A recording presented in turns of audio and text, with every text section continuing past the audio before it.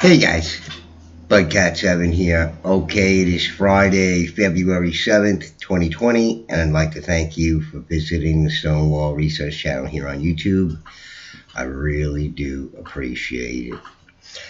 Alright, guys, well, we're going to move forward in my series here on the quote unquote giants or large hominids, as I like to call them, state by state. And in this video, we are going to cover North and South Dakota because they don't have a lot of accounts, but they do have accounts, which should be noted, just like all the states so far. Okay. And nonetheless, as interesting as any of the other ones. And as often as it is, we go state to state, there's very similar things, there's identical things that we can see, types of burials, skeletal remains, artifacts, whatever they might be. But then you run into ones where these sort of unique things are found, or unique observations by the people who actually, uncovered these things. So it's often these details that are different from state to state in some variation or not, but it's still nevertheless just as interesting as any other states, North and South Dakota. So we're going to go way up north there to Fargo, and North and South Dakota. I've been through the Dakotas, and it's they call it the Badlands and all that kind of stuff, and it's pretty bleak there as you go, crossing the states on highways there. But there's some beautiful places there. I mean, it's all beautiful. It's just whatever you like. I've been all over this country, and it's just I was in the desert, and I mean, I loved it.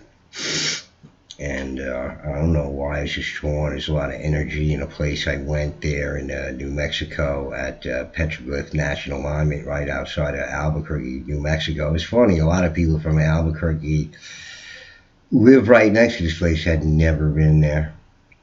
And all these petroglyphs, there's literally thousands of them there, 10,000, 5,000, they're not even sure how many petroglyphs are there. And I did a lot of filming there, but unfortunately I touched a lot of the petroglyphs, so in good conscience I don't have them available on my channel because I don't want people to get the idea that it's okay to touch those things. I don't really know, to be honest with you. When I was out there, I really was just there by coincidence.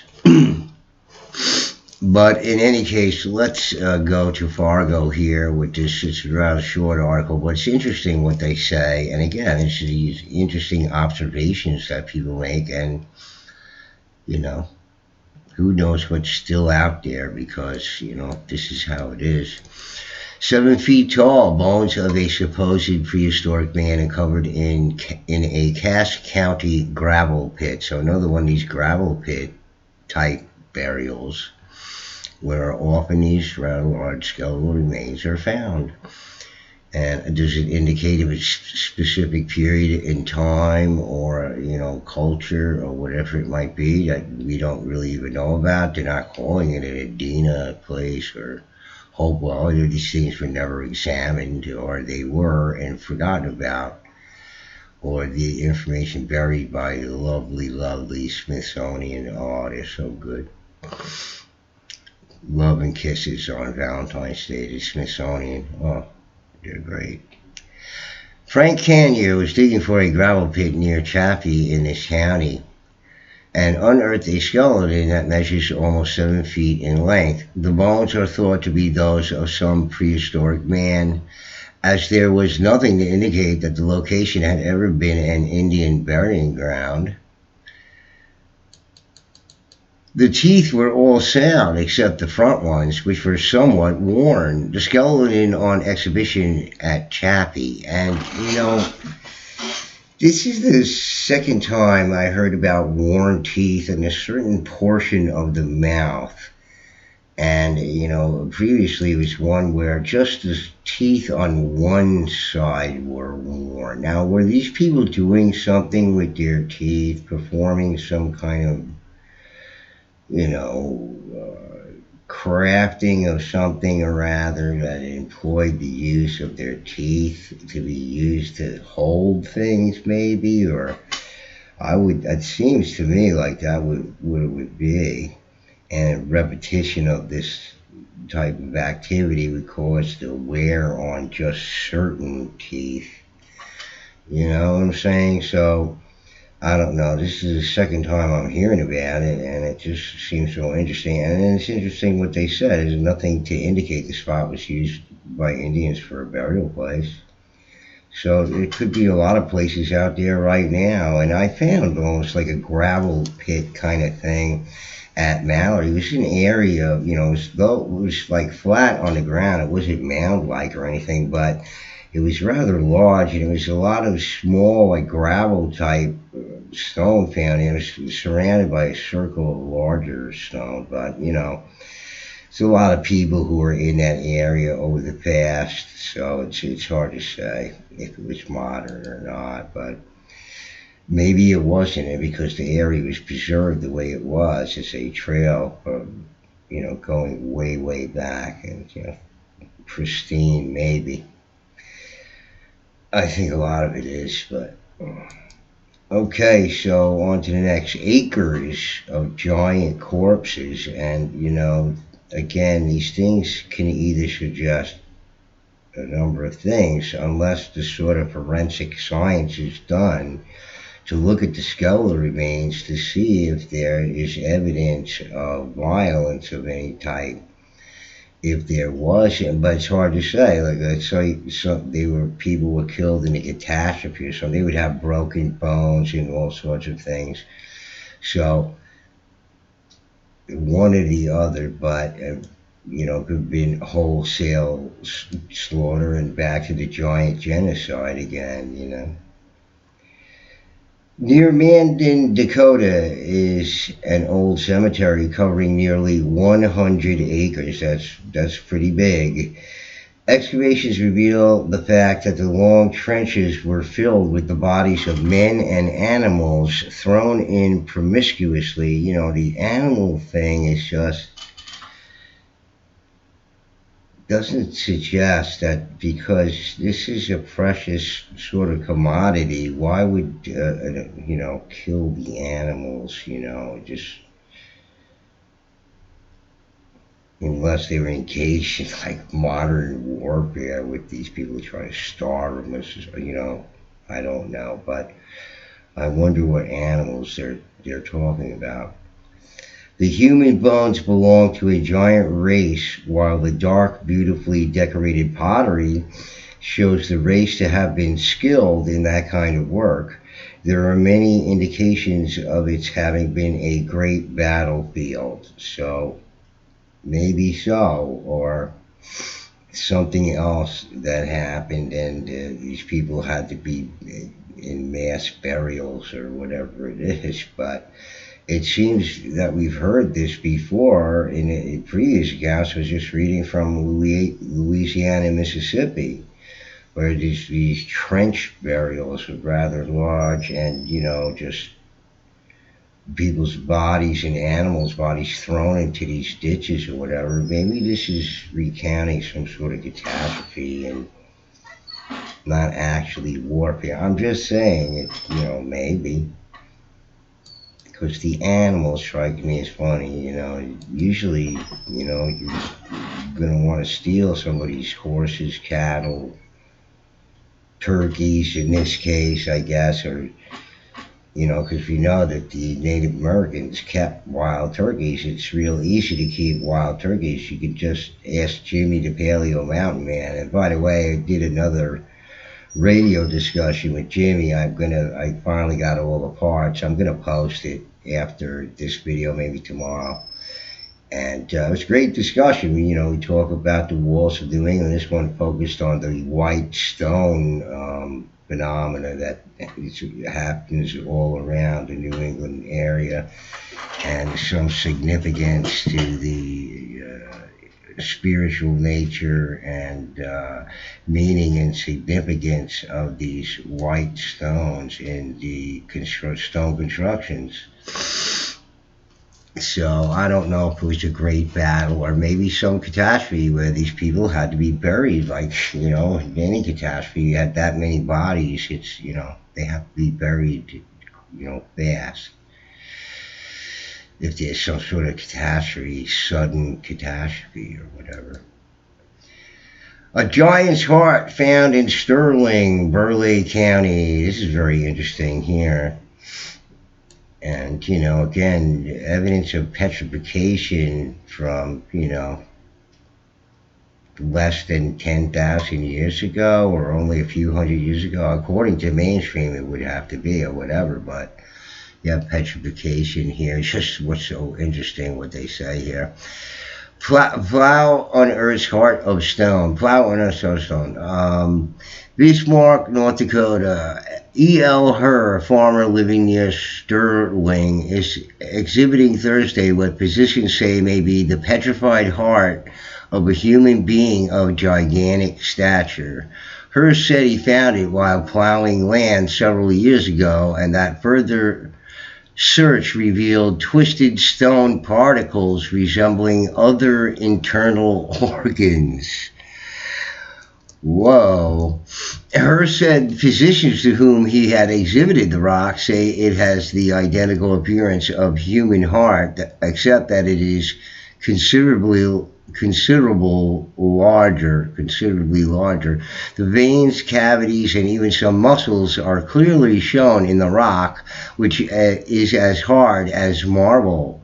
The Milwaukee Journal, 1926. So that's one for Mud Fossil University there, because, here you have this petrified heart with all the organs and vessels attached, muscle fibers and whatnot. It's just that's so way out there, man. But amazing if it exists. What happened to it? Poof! It's gone. Yay!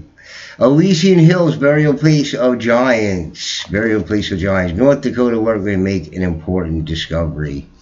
Foreman, North Dakota. A valuable archaeological find was made in the Elysian Hills west of Foreman by some workmen cutting down a small hill on the public highway. After removing about 4 feet from the surface of the hill, several small pieces of bones were thrown out by the shovel. On closer examination, the hill was found to be an ancient mound or burial place of an extinct race of large stature.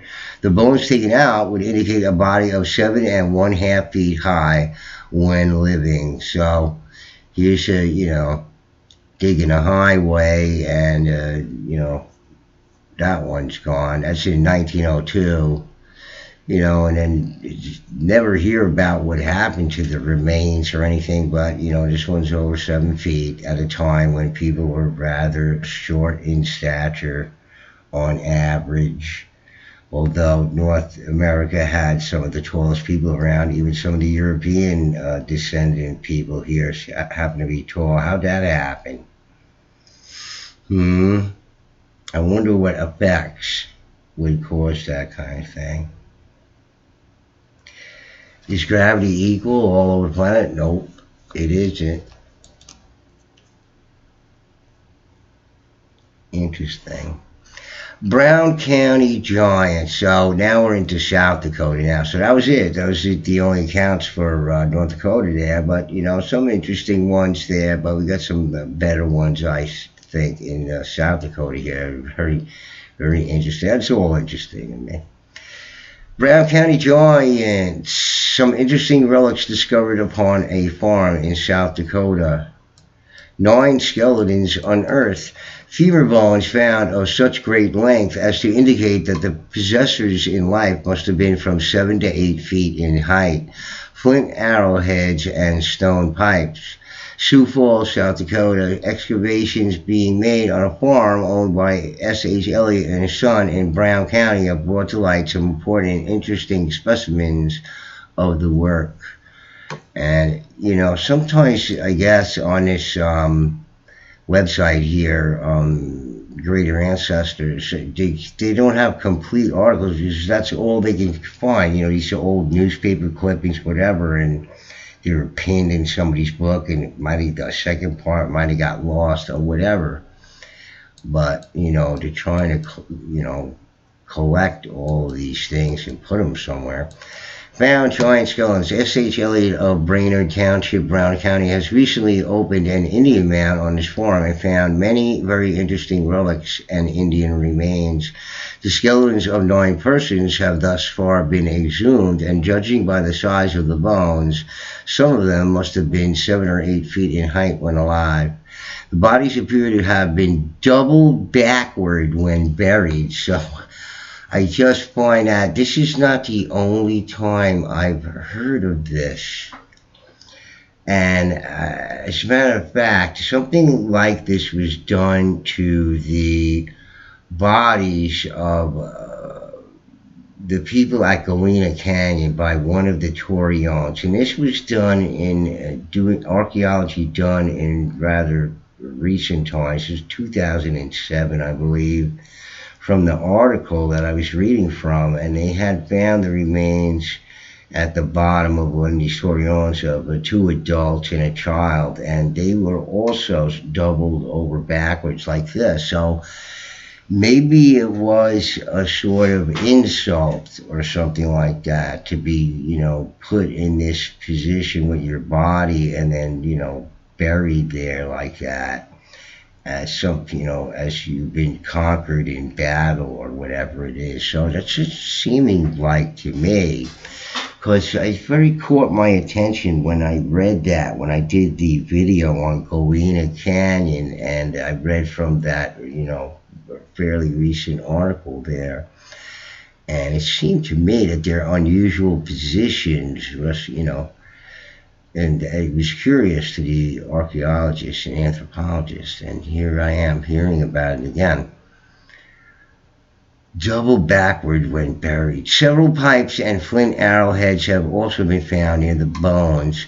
The earth of which the mound is formed appears to have been carried some little distance. So there's probably evidence of some sort of trenching or, excavation or whatever. And I found that at Mallory, in the adjacent area near Candlewood Lake, in that part of Sherman, Connecticut over there was these earthworks and this sort of earthen causeway that went out to a body of water, one of these snowmelt ponds, and often these snowmelt ponds have a number of rather large, often very large, megalithic-sized large stones stacked upon each other at one end of these ponds, these snowmelt ponds. Sometimes, spring-fed ponds, but that's rare. But there's more of these snowmelt ponds all over the northeastern mountainous regions. Very interesting. So I just thought that was an interesting observation of the people who gave this account of them double backwards like that. It just something about it. Skulls harder, heavier, and thicker. Mounds in South Dakota. Expedition meets with much success locating many prehistoric works. St. Paul, July 22nd. The St. Paul Dispatch published a detailed account of an exploring expedition recently sent out by it in charge of Louis de Lestrie to locate, survey, and define the prehistoric mounds of the Missouri River Valley in South Dakota. A synopsis is herewith given.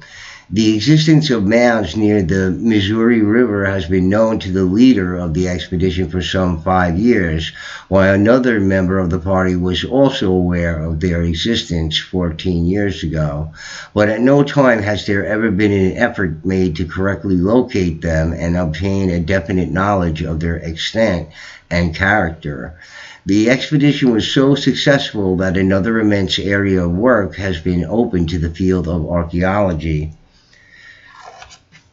The expedition located two distinct fields of prehistoric mounds and one well-preserved fortification within a distance of 5 miles in length and three-quarters of a mile wide. Both groups of mounds are of considerable magnitude.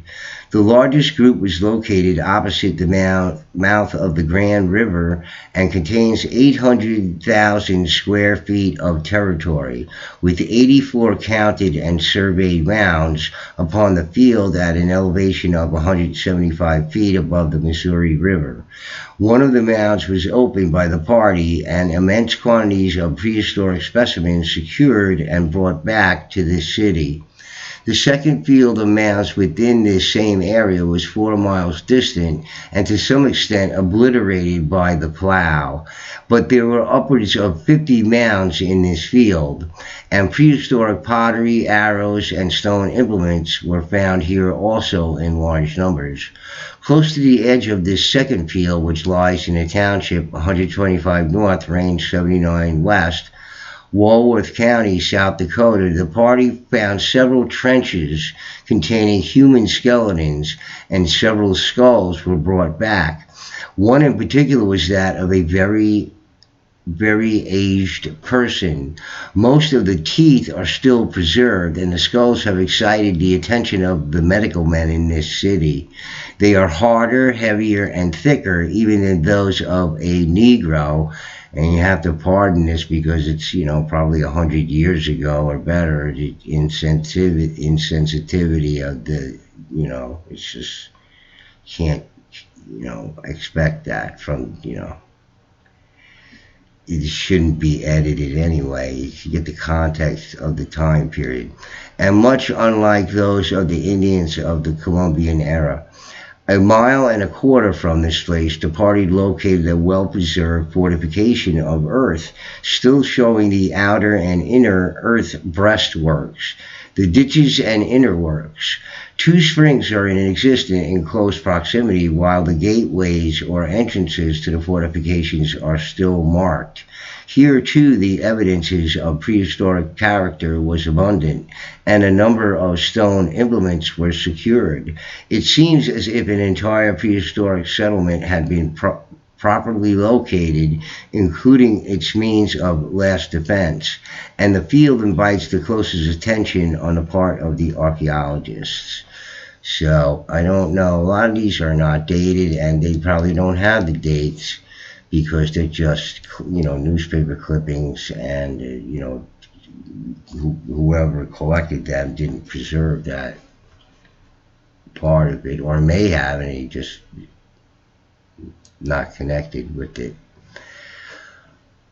Oklahoma, more than an 8-footer. Fine prehistoric graveyard. Railroad graders cut into burial ground of ancient pygmy race. So this one is very interesting.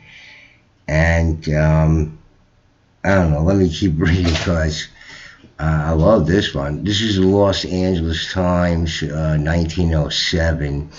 Fine prehistoric graveyard. Railroad graders cut into burial ground of ancient pygmy race. Giant of 8 feet discovered. Oklahoma.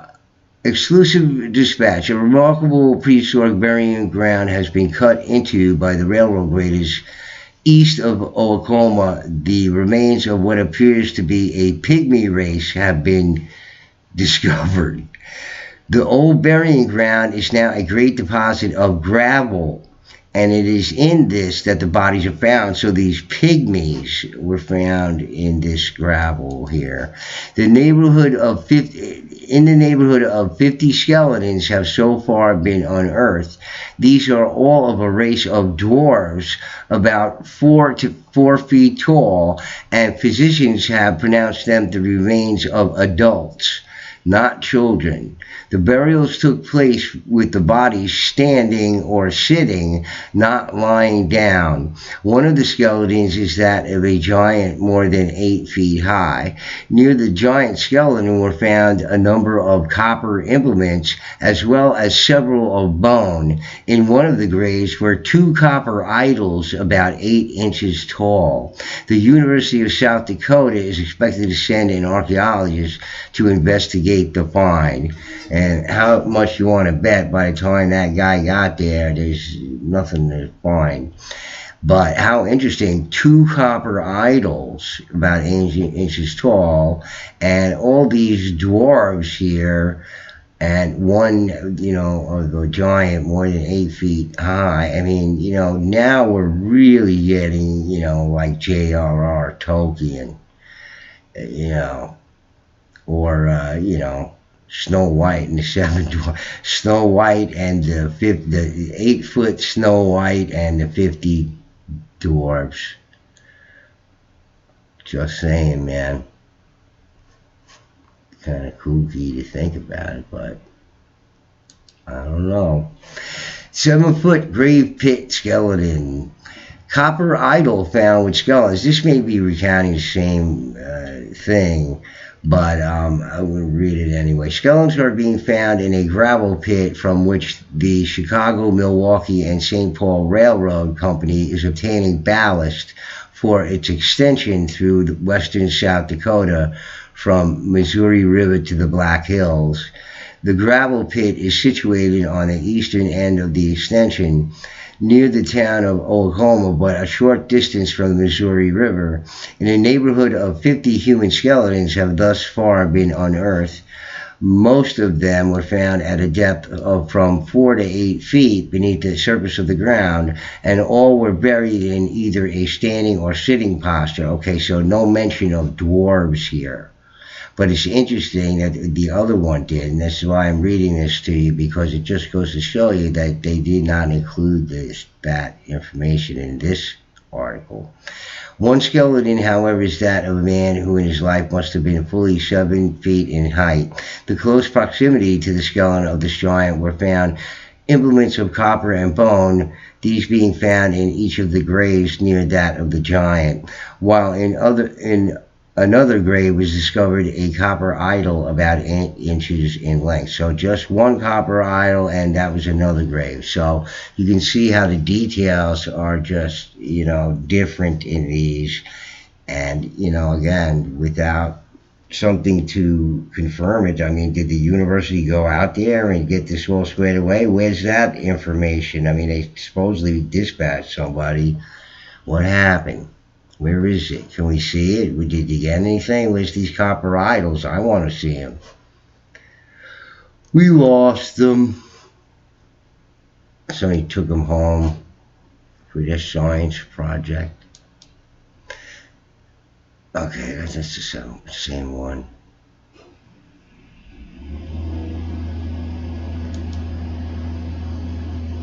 Alright, so that's it for South Dakota here, but here's some kind of little humorous one. Moody County subterranean giants. A subterranean tomb in which are the remains of a now extinct race of giants has been discovered near Egan, South Dakota. The skeletons indicate that a time was, apparently, when the South Dakotans could get elevated without violating the law. Ha ha ha. Very funny.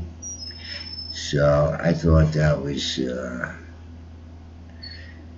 little witty thing by one of these journalists over there. And it was a rather dry place over there in the Badlands, in the Black Hills.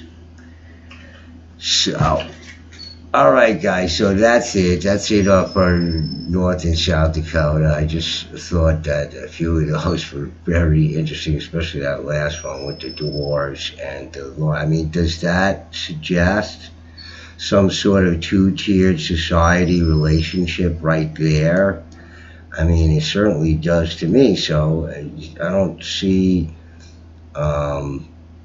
it being unreasonable to assume that this sort of dynamic was prevalent up with the Native Americans in their societies, because of all of these accounts of giant chieftains in historical times. You see what I'm saying? So, and the Watusi are an existing example of this relationship in their society in Africa. Okay, so it's not like a crazy idea. And apparently this goes back, this type of dynamic, this type of two-tiered society relationship with the royals being of these larger size. So just think about it. Think about all the possibilities that that idea represents, and just the infinite possibilities of what types of societies these people had in the past. Okay, again, as I often say, you've heard the Anunnaki stories and the Nephilim stories and every other cockamamie story that you could possibly think of, but look, it could be something even more fantastic than any of those things. And what makes it even more remarkable, it did not take this sort of outside influence to, create this sort of beings that were on this planet sometime in the ancient past. As we've gone over from state to state, we've already talked about so many different body types and skull shapes and sizes, and it's just the ancient past was more kooky and crazy than you can possibly imagine, and it certainly, you know, you can, if you know anything about J.R.R. Tolkien, I'm sure everybody's familiar with all the Tolkien movies that have been, the Fellowship of the Ring and all that stuff, trilogy. And, I read those books when I was a kid. I read them when I was like 12, and then I read them again. I read the trilogy again when I was like 14 or 15 years old because it's just so great. And, it takes you back to this sort of world that's being described right here in North America, not dissimilar to that of European mythology and folklore and all that kind of stuff. So, does it surprise anybody? It's just before you start talking about who came from where to inhabit the Americas, start thinking about there's a whole completely different picture of the past where people were here already, and now you have to think about, well, where the heck did they come from? All over the planet, different people, different giant hominids, weird animal-like horned people, and huge people, and just got to think about it. Elongated skulls, and now we just assume everything. So, any case, guys, I hope you enjoyed that, and I love going through these accounts, and they're just fascinating, and we will continue looking, and it seems to be in all of the states. So we're going to go through a lot, and then we're going to look at them elsewhere in this planet too. So, all right, guys. Anyway, if you like the video, please hit the like button, and I will see you real soon with a new video on something in between the giants. We'll focus on another interesting thing, whatever it might be. All right, guys. Bugcat7 signing out. Peace.